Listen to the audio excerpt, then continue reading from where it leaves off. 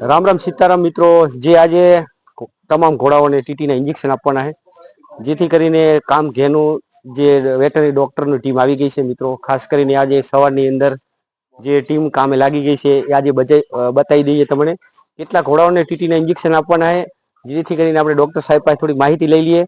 અને કામ ઘેનું ભુજની જે વેટરનરી હોસ્પિટલ છે ત્યાંથી તમામ સ્ટાફ આવી ગયો છે. મિત્રો ખાસ કરીને તો મિત્રો તમે જોઈ શકો છો જે ટીટી ઇન્જેક્શન આપવાના છે. દર વર્ષે આમ તો ઘોડાઓને આપણે ટીટીના ઇન્જેક્શન આપતા જ હોઈએ છીએ. તો કામ ઘેનું હોસ્પિટલથી વેટરનરી સ્ટાફ તમામ આવી ગયો છે. તો અમારે સ્ટાફના મિત્રો જે છે મદદ કરી રહ્યા છે. શું તમારું નામ શું છે? મારું નામ ડોક્ટર ભુવા દિવ્ય સંજયભાઈ છે. હું અત્યારે વેટનરી મેડિસિનમાં માસ્ટર ડિગ્રીમાં કરી રહ્યો છું. આમ તો છેલ્લું વર્ષ જ હશે? નહીં, મારું ફર્સ્ટ સેમ ચાલે છે. ફર્સ્ટ સેમ ચાલે છે.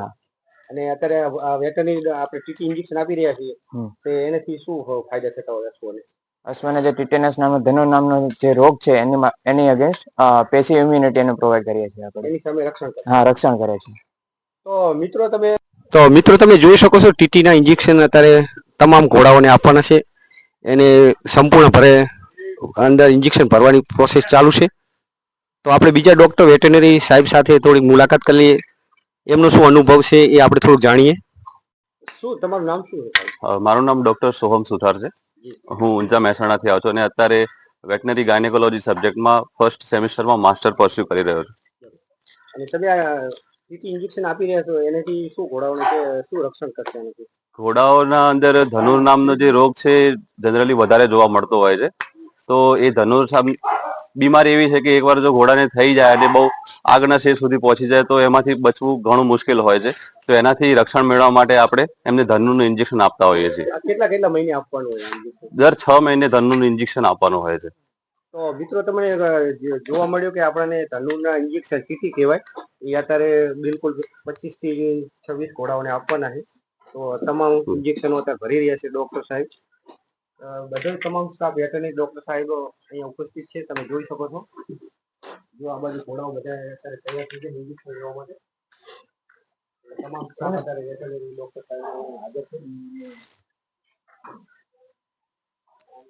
મિત્રો મારું નામ છે ડોક્ટર હરદીપસિંહ વિજેતા, સહપ્રાધ્યાપક Kamdhenu university veterinary college Bhuj.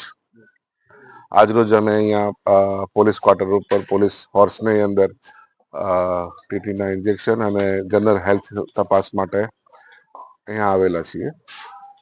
ધનુર એક એવો રોગ છે જે ઘોડાઓની અંદર સામાન્ય રીતે થઈ જાય તો પછી એને જીવલેણ નીવડે છે, પરંતુ આગવી રીતે એની સંભાળના ભાગરૂપે 6 મહિને જો આપણે આપણા ઘોડાઓને ધનુરનું ઇન્જેક્શન અપાવડાવીએ તો આ જે ધનુરથી થતા રોગથી એને બચાવી શકાય છે.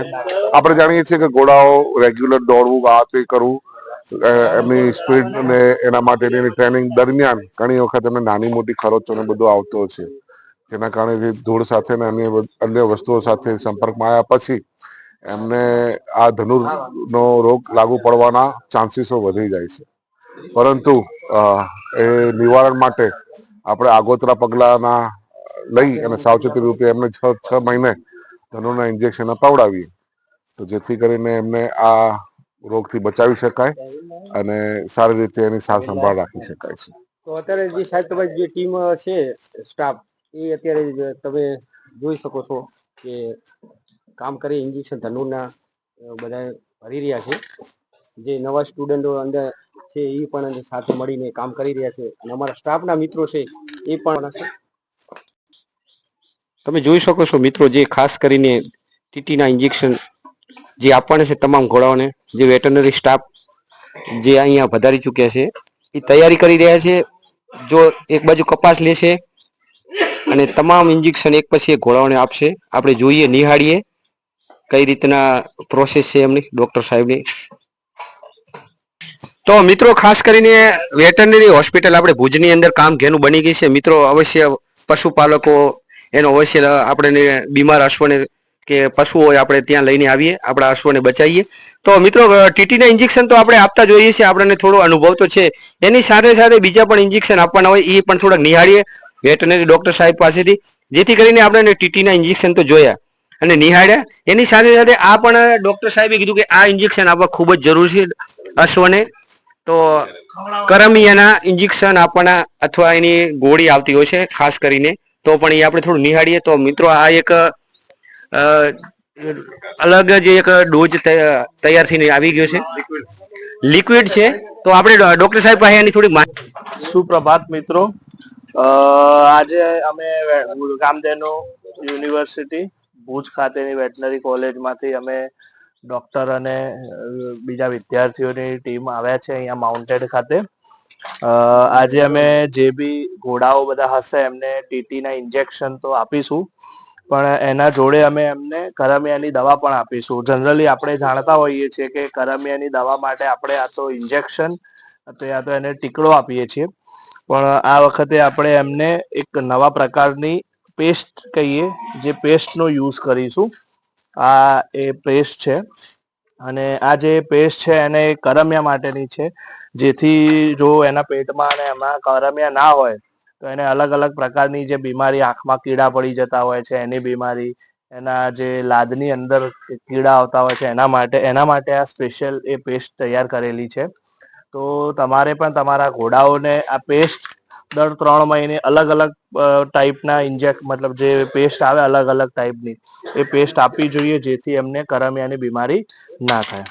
બરોબર છે મિત્રો, તમામ ઘોડાઓને ટીટીના ઇન્જેક્શન આપવાના છે.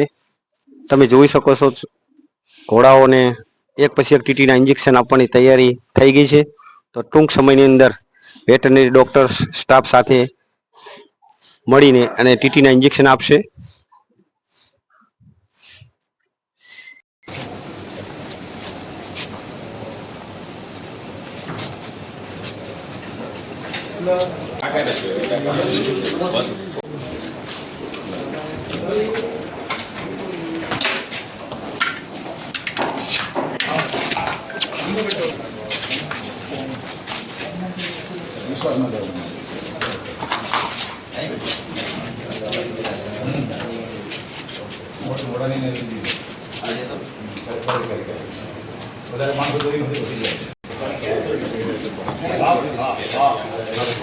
દીપિકા ઘોડીને પણ ટીટીનું ઇન્જેક્શન આપી રહ્યા છે.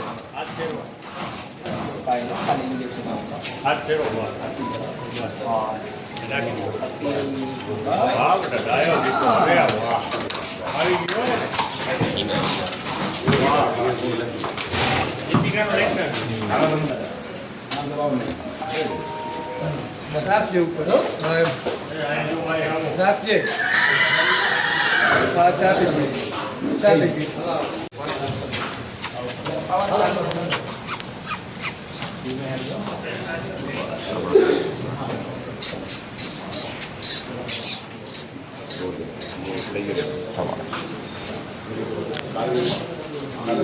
નહીં તને કઈ કરતા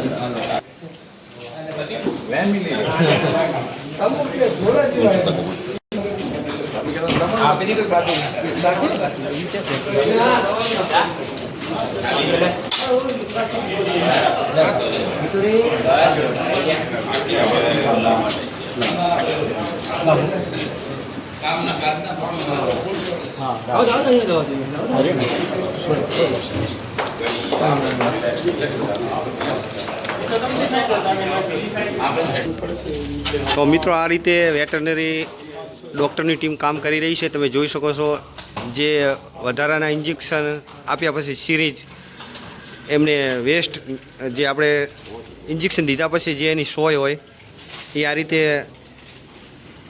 યુનિટના સભ્યો એક માણસને ખાસ કરી જવાબદારી આપેલી હોય કે સોય ક્યાંય નાખી ના દે અને ક્યાંય પડી ના રહી જાય.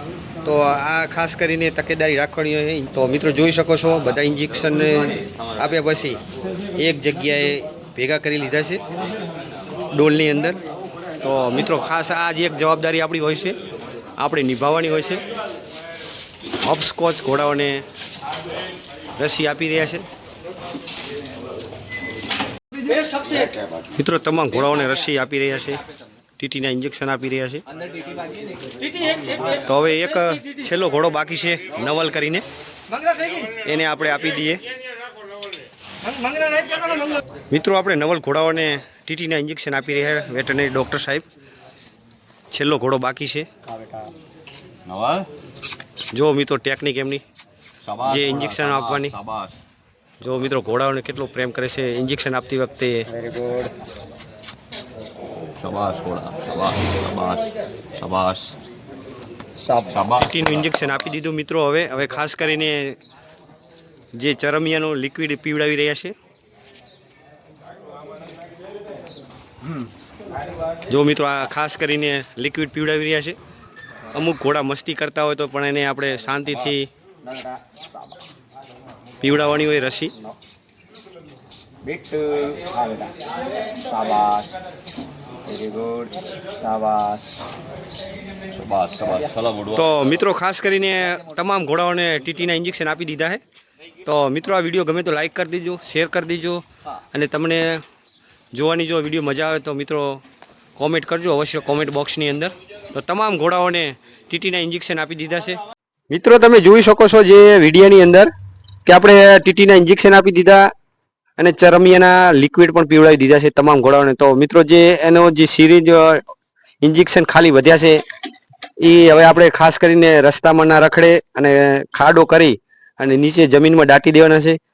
તો ખાસ કરીને તમે જોઈ શકો છો. તો સાહેબ શું કરશો તમે આનું?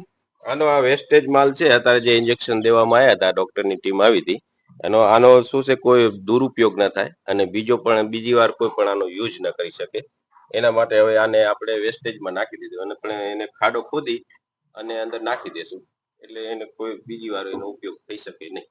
તો મિત્રો ખાસ કરીને તો જે આપણી જવાબદારી હોય છે કે ઇન્જેક્શન દીધા પછી બીજી વાર ઉપયોગ અને સિરીજ રખડતી હોય તો કોઈના ઢોરાઓની પશુપાલનના પેટના અંદર ચરામાં ના જાય એ ખાસ કરીને જોવાની છે. તો મિત્રોને ખાડો કરી અને જમીનમાં દાટી દેશું. તો મિત્રો આ વિડીયો તમને ગમે હોય તો એક લાઈક કરી દેજો, શેર કરી દેજો, સબસ્ક્રાઈબ કરી લેજો. ચલો મિત્રો નવા વિડીયોમાં મળીશું. જય હિન્દ, જય ભારત.